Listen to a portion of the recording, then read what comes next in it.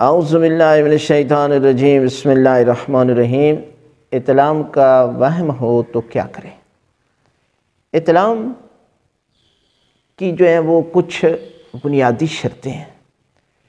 ایک تو یہ ہے کہ احتلام کے بعد جسم پر کمزوری ہو جاتی ہے، بدن میں سستی محسوس ہوتی ہے، اور جب آپ نیند سے بیدار ہوتے ہیں تو آپ اپنے کپڑے دیکھتے ہیں، اور اگر لباس پر منی لگی ہوئی ہے تو آپ پر احتلام کا حکم جاری ہوگا۔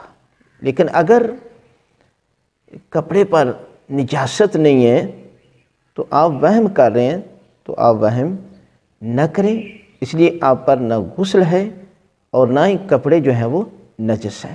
لیکن خواب میں آپ کو شک ہوتا ہے کہ مجھے احتلام ہوا ہے یا نہیں، تو آپ نیند سے بیدار ہوں اور اپنے کپڑے چیک کریں، اور جب چیک کرنے کے بعد آپ کو یقین ہو جاتا ہے کہ میرے کپڑے نجس نہیں ہیں تو آپ پر غسل بھی واجب نہیں ہے، اور آپ بغیر غسل کے وضو کر کے نماز پڑھ سکتے ہیں۔